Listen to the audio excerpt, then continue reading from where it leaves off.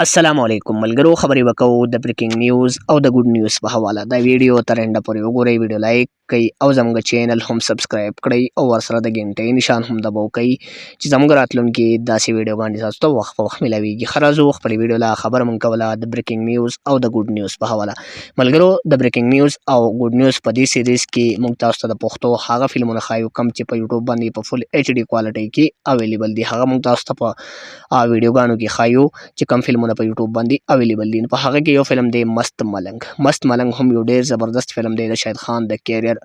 ډیر زیات بهترین فلم دی مست ملنګ دغه فلم ساز شیخ اکرم دی او د فلم هدایتکار چې کوم دی نو هغه حاجی نادر خان دی د فلم اکشن هم ډیر زیات بهترین دی او د فلم کہانی چې کوم ده نو هغه هم ډیر زیاته بهترینه ده فلم مست ملنګ پر فلم کې شاهد خان دی صوبیا خان